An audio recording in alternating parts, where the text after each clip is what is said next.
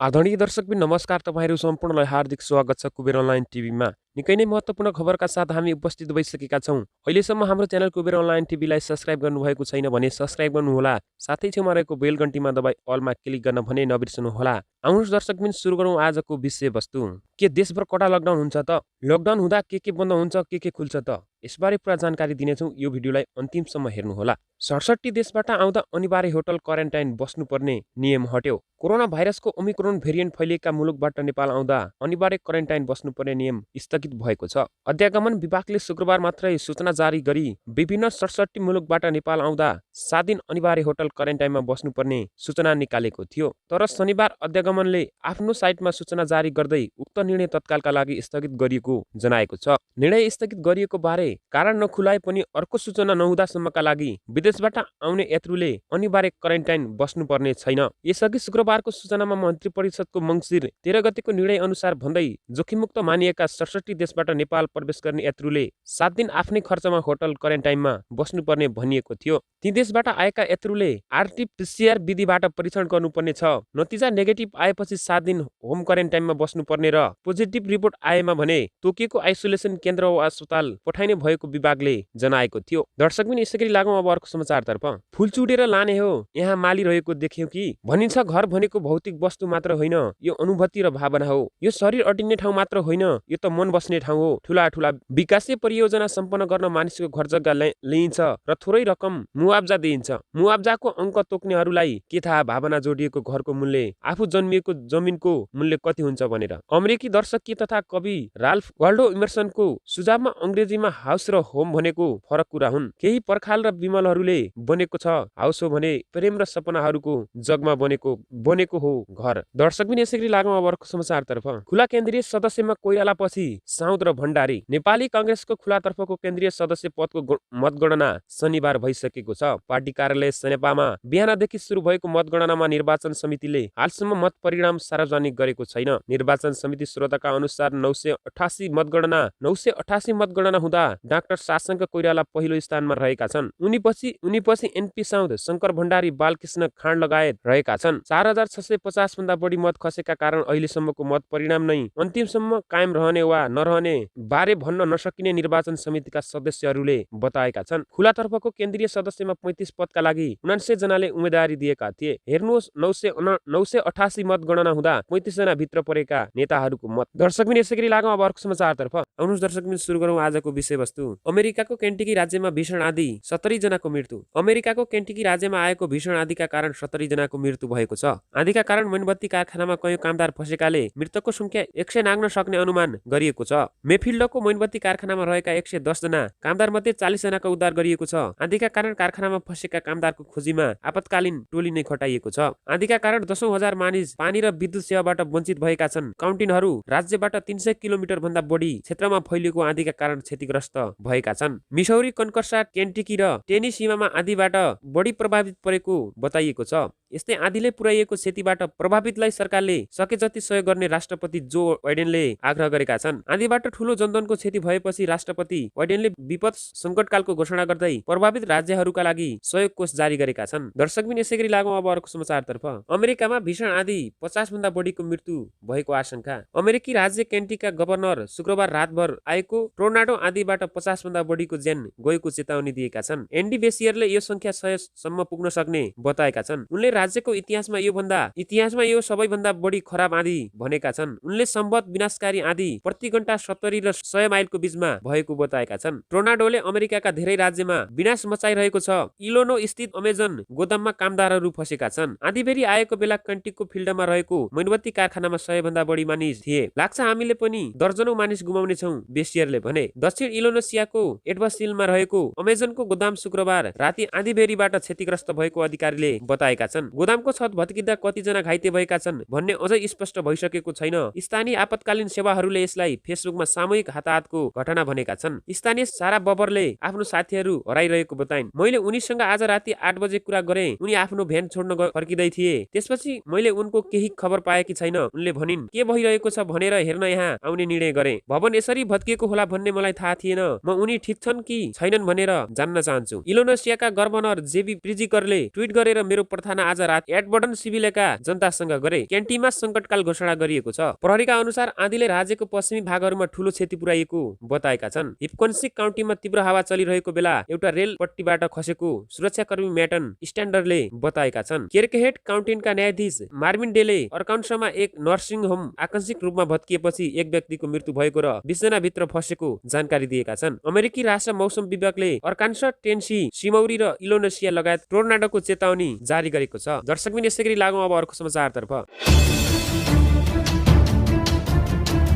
नमस्कार आदरणीय दर्शकबिन, तपाईहरु सम्पूर्णलाई हार्दिक स्वागत छ कुबेर अनलाइन टिभीमा। निकै नै महत्त्वपूर्ण खबरका साथ हामी उपस्थित भइसकेका छौं। अहिलेसम्म हाम्रो च्यानल कुबेर अनलाइन टिभीलाई सब्स्क्राइब गर्नुभएको छैन भने सब्स्क्राइब गर्नुहोला, साथै छेउमा रहेको बेल घण्टीमा दबाई अलमा क्लिक गर्न भने नबिर्सनुहोला। आउनुहोस् दर्शकबिन, सुरु गरौँ आजको विषयवस्तु। झापामा बस र भ्यान ठोकिँदा एकजनाको मृत्यु, 5 जना घाइते। झापामा बस र मारुति भ्यान एकआपसमा ठोकिँदा एकजनाको मृत्यु भएको छ। दुर्घटनामा परि 5 जना घाइते भएको प्रहरी कार्यालय झापाका डीएसपी वसन्त पाठकले जानकारी दिएका छन्। घाइते मध्ये भ्यान चालक 12 गाउँपालिका 1 निवासी 34 वर्षीय मिलन भन्ने प्रमोद चन्द्र उप्रेतीको उपचारको क्रममा मृत्यु भएको डीएसपी पाठकले जानकारी दिएका छन्। 12 गाउँपालिका 3 स्थित लक्ष्मीपुर राजगढ सडक खण्डमा शनिबार बिहान 7 बजेतिर उत्तरबाट दक्षिणतर्फ आउँदै गरेको प्र 101001 ख 3524 नम्बरको बस र विपरीत दिशाबाट जाँदै गरेको मे 1 च 2226 मारुति भ्यान एक आपसमा ठोकिँदा दुर्घटना भएको थियो। दुर्घटनामा परि भ्यानमा सवार 6 जना घाइते भएका थिए। यता अन्य घाइतेहरू 12 निवासी 55 वर्षीय किमारी निरौला, सोही ठाउँका 55 वर्षीय गीता घिमिरे, 21 वर्षीय रञ्जित निरौला, 17 वर्षीय दुर्गा घिमिरे र कचनकौल गाउँपालिका 1 निवासी 12 वर्षीय विशाल पौडेल घाइते भएका छन्। उनीहरूको टाउको, हात र शरीरका विभिन्न भागमा चोट लागेकोले बिर्तामोड स्थित बीएनडीसी अस्पतालमा उपचार भइरहेको प्रहरीले जनाएको छ। बिहान लागेको बाक्लो हुस्सुका कारण दुर्घटना भएको हुन सक्ने प्रहरीको अनुमान रहेको छ। दर्शकबिन यसैगरी लागौं अब अर्को समाचारतर्फ। कास्कीमा ट्रक दुर्घटना हुँदा 2 जनाको मृत्यु। कास्कीको पोखरा उपमहानगरपालिका 26 विजयपुरमा ट्रक दुर्घटना हुँदा 2 जनाको मृत्यु भएको छ। लेखनाथबाट पोखरातर्फ आउँदै गरेको लु 2 ख 2948 नम्बरको ट्रक आफै अनियन्त्रित भई आज बिहान 4:30 बजे नालीमा पल्टिँदा 2 जना पुरुषको मृत्यु भएको कास्की प्रहरीले जानकारी दिएको छ। मृत्यु हुनेमा लमजुङको पार्चे बस्ने 42 वर्षीय भीमबहादुर तामाङ र नाम ठेगाना नखुलेका अन्दाजी 45 वर्षका अर्का एक पुरुष रहेका छन्। दर्शकबिन यसैगरी लागौं अब अर्को समाचारतर्फ। जीव दुर्घटना हुँदा शिक्षक सहित 3 जनाको मृत्यु। लमजुङमा जीव दुर्घटना हुँदा बिहीबार 3 जनाको मृत्यु भएको छ। दुर्घटनामा 8 जना घाइते भएका छन्। मर्स्याङदी गाउँपालिका 9 मा रहेको गणेश माविबाट मर्स्याङदी गाउँपालिका 8 भुस्मे हुँदै पिसुहिल जाँदै गरेको गएक ज 6317 नम्बरको जीव भुस्मेको गोया खोल्सामा दुर्घटना भएको हो। 3 जना घटनास्थलमै ज्यान गएको प्रहरीले जनाएको छ। दुर्घटनामा शिक्षक कपिल बस्तु बाणगंगा गाउँपालिका 8 का 38 वर्षीय कमल राणा मगर, कक्षा 7 मा अध्ययनरत मर्स्याङदी गाउँपालिका 9 की 13 वर्षीय छात्रा परिविशा गुरुङ र सोही ठाउँका कक्षा 6 मा अध्ययनरत 12 वर्षीय छात्र गणेश भण्डारीको ज्यान गएको लमजुङका प्रहरी प्रमुख डीएसपी कृष्णबहादुर कार्कीले बताएका छन्। शिक्षक विद्यार्थी मिलेर 3वटा जीव लिएर पिस हिलमा शैक्षिक भ्रमणका लागि जाँदै गरेको मध्ये एउटा जीव दुर्घटनामा परेको प्रहरीले जनाएको छ। दुर्घटनामा घाइते भएका 8 जना मध्ये 6 जनाको जिल्ला अस्पताल लमजुङमा उपचार भइरहेको छ। जीवमा सवार 17 जना रहेकोमा मर्स्याङदी 9 बस्ने 14 वर्ष विवेक विक र सोही ठाउँका 47 वर्षीय चालक वीरेन्द्र थापाको टाउकोमा चोट लागेको जिल्ला अस्पताल लमजुङमा सामान्य उपचार पछि थप उपचारको लागि मनोकामना अस्पताल चितवन रिफर गरिएको लमजुङका प्रहरी प्रमुख डीएसपी कार्कीको भनाइरहेको छ। जीप सडकबाट 120 मिटर तल खसेको थियो। साँगुरोबाट जीप ब्याक गर्न खोज्दा दुर्घटना भएको प्रहरीले जनाएको छ। दर्शकबिन यसैगरी लागौं अब अर्को समाचारतर्फ। आजको मौसम देशभर चिसो बढ्यो। जुम्लाको तापक्रम -4। काठमाडौँ उपत्यका सहित देशभर चिसो बढ्दै गएको छ। उपत्यकाको न्यूनतम तापक्रम बिहान पौने 6 बजे 5.6 डिग्री सेल्सियस मापन भएको जल तथा मौसम विज्ञान विभागको मौसम पूर्वानुमान महाशाखाले जनाएको छ। यो हिजोको भन्दा कम तापक्रम भएको मौसमविद गंगा नगरकोटीले जानकारी दिइन्। हिजो उपत्यकाको न्यूनतम तापक्रम 6.5 डिग्री सेल्सियस मापन भएको थियो। अन्य स्थानको मौसम पनि घट्दै गएको महाशाखाले जनाएको छ। जुम्लाको तापक्रम -4.3 डिग्री सेल्सियसमा रहेको महाशाखाले जनाएको छ। यस्तै जिरीको तापक्रम 1.1 डिग्री सेल्सियस मापन भएको छ। आज र भोलि मौसम सफा हुने भएकाले तापक्रम झन घट्ने महाशाखाले अनुमान गरेको छ। मौसम सफा भए पनि पर्सिदेखि पश्चिम वायु भित्रिने भएकाले आकाश धुम्म हुँदा न्यूनतम तापक्रम बढ्ने मौसमविद नगरकोटीको भनाइ छ। त्यतिबेला अधिकतम तापक्रम भने घट्नेछ। अहिले बिहान देशका अधिकांश पहाडी भेगमा हुस्सु र कुहिरो लागेको महाशाखाले जनाएको छ। दर्शकबिन यसैगरी लागौं अब अर्को समाचारतर्फ। झापामा बस दुर्घटना हुँदा एकजनाको मृत्यु 22 जना घाइते। झापामा यात्रुवाहक दुर्घटना भएको छ। बस दुर्घटनामा एकजना युवकको मृत्यु भएको छ भने 22 जना यात्रु घाइते भएको प्रहरी कार्यालय झापाका डीएसपी वसन्त पाठकले जानकारी दिएका छन्। प्रहरीका अनुसार पूर्व पश्चिम राजमार्ग अन्तर्गत कन्काई नगरपालिका 8 स्थित बिरिङ पुलमा आइतबार दिउँसो बस दुर्घटना भएको थियो। पूर्वबाट पश्चिमतर्फ जाँदै गरेको ना 5 ख 80 41 नम्बरको बस अनियन्त्रित भई बिरिङ पुलको रेलिङमा ठोकिएको थियो। रेलिङमा ठोकिँदा बस तल खस्न पाएन। दुर्घटनामा परि घाइते भएकाहरूले उपचारका लागि अस्पताल पठाइएकोमा उपचारको क्रममा कन्काई नगरपालिका 7 निवासी 16 वर्षीय उत्सव पौडेलको मृत्यु भएको डीएसपी पाठकले बताएका छन्। घाइते भएकाहरू मध्ये 11 जनाको B&C अस्पताल र 11 जनाको बिर्ता सिटी अस्पताल मोडमा उपचार भइरहेको छ। बस चालक सुनसरी बराहा नगरपालिका 3 निवासी 32 वर्षीय बाबुराम कार्कीलाई इलाका प्रहरी कार्यालय अनारमणिले नियन्त्रणमा लिएको छ। दर्शकबिन यसैगरी लागौं अब अर्को समाचारतर्फ। कालीकोटमा मिनी ट्रक दुर्घटना हुँदा एकजनाको मृत्यु। नरहरिनाथ गाउँपालिका 1 कोटबाडामा मिनी ट्रक दुर्घटना हुँदा एकजनाको मृत्यु भएको छ।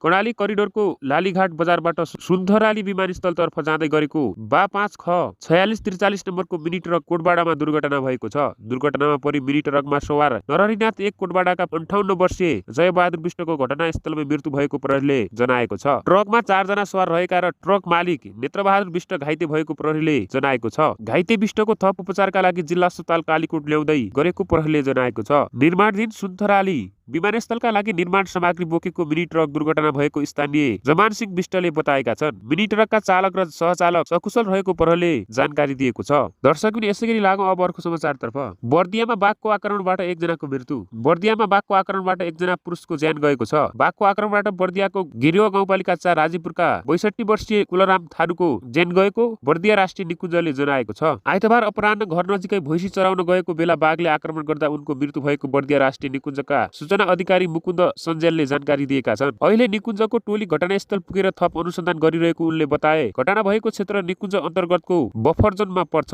यसअघि असोज 25 गते पनि बाघको आक्रमणबाट बर्दियाको गेरुवाकै 1 पुरुषको ज्यान गएको थियो। बा 07778 मा 12 जना र यसमा आसपास 3 जना गरी 16 महिनामा 15 जनाले बाघको आक्रमणबाट ज्यान गुमाएका छन्। यस्तै बा 2076 मा 6 जनाको बाघको आक्रमणबाट मृत्यु भएको थियो। यो तथ्याङ्कले बाघको आक्रमणबाट ज्यान गुमाउनेको संख्या दोब्बर बढेको देखिएको छ। यी घटना मध्ये निकुञ्ज क्षेत्रभित्र 4 र बाँकी सामुदायिक वनभित्र भएको पाइएको छ। निकुञ्ज डिभिजन वन तथा जिल्ला प्रशासन कार्यालयले स्थानीयले जंगलमा नजान तथा सामुदायिक वन छेउछाउका स्थानीयलाई सतर्कता अपनाउन पटक पटक आग्रह गर्दै आएका छन्। कतिपय अवस्थामा बाघले निकुञ्ज छेउछाउका गाउँमै पनि स्थानीयको आक्रमण गरेको छ। मानव र वन्यजन्तु बीच द्वन्द्व कम गर्न निकुञ्जले घटना भइरहेको क्षेत्र अनुगमन गरेर आक्रमण गर्ने बाघलाई नियन्त्रणमा लिएको छ। पछिल्ला 2 वर्षमा 6 वटा बाघ नियन्त्रणमा लिएको छ। दर्शकबिन यसैगरी लागौं अब अर्को समाचारतर्फ। जाजरकोट दुर्घटना अपडेट। मृतक 5 जनाको शनाखत। जाजरकोटमा बस दुर्घटना हुँदा मृत्यु भएका 5 जनाको शनाखत भएको छ। मृत्यु हुनेमा रुकुम पश्चिमकी 4 वर्षीय विद्या साई र उनकी आमा चन्द्र मल्ल साई, जाजरकोटकी अनिला नेपाली शेरबहादुर परिवार र सप्तरीका गंगा प्रसाद यादव रहेको जिल्ला प्रहरी कार्यालय जाजरकोटले जानकारी दिएको छ। नेपालगञ्जबाट जाजरकोटको राडी बजार जाँदै गरेको ना 7 ख 2757 नम्बरको रात्रि बस गैराती 2 बजे कुदु बराहा चौक नजिक दुर्घटना हुँदा 5 जनाको घटनास्थलमा मृत्यु भएको थियो। जाजरकोटका डीएसपी मधुकुमार थापाका अनुसार बसमा 32 यात्रु सवार थिए। घाइते 27 जनाको जिल्ला अस्पताल जाजरकोटमा उपचार भइरहेको छ। दर्शकबिन यसैगरी लागौं अब अर्को समाचारतर्फ। सल्यानमा बस दुर्घटना हुँदा 12 जनाको मृत्यु। यसबारे पूरा जानकारी आजकै भिडियोमा। सल्यानको कपुरकोटमा बस दुर्घटना हुँदा 12 जनाको मृत्यु भएको छ। सल्यान सदरमुकाम खलङ्गाबाट दाङको तुलसीपुर तर्फ गइरहेको ना 1 ख 2552 नम्बरको बस आइतबार बिहान 11 बजेतिर कपुरकोटको गाउँपालिका 5 स्थित खरखोलामा पल्टिँदा 10 जना महिला र 2 जना पुरुष गरी 12 जना मृत्यु भएको छ। मृत्यु हुनेमा सल्यानको शारदा नगरपालिका 12 हाल दाङको तुलसीपुर उपमहानगरपालिका 6 का 53 वर्षीय पर्पा चलाउने शारदा नगरपालिका 2 की 61 वर्षीय मीना डाँगी, सल्यान शारदा नगरपालिका 3 की 66 वर्षीय लीला बुढाथोकी, त्रिवेणी गाउँपालिका 1 काभ्रेकी 24 वर्षीय मीना शाही रहेको जिल्ला प्रहरी कार्यालय सल्यानले जनाएको छ। दाङको बोबई गाउँपालिका 4 की 60 वर्षीय डुली रेउले, सोही गाउँपालिका 6 की 17 वर्षीय कलावती बुढाथोकी, दाङको घोराई उपमहानगरपालिका नारायणपुर की 65 वर्षीय इन्द्रा अधिकारी, सल्यानको छत्रेश्वरी गाउँपालिका 2 का 29 वर्षीय तिलक ओली, दाङ शान्तिनगर गाउँपालिका 8 की 35 वर्षीय सावित्रा केसी र दाङ कोराङकी 5 वर्षीय सुरज ओली रहेको जिल्ला प्रहरीले जनाएको छ।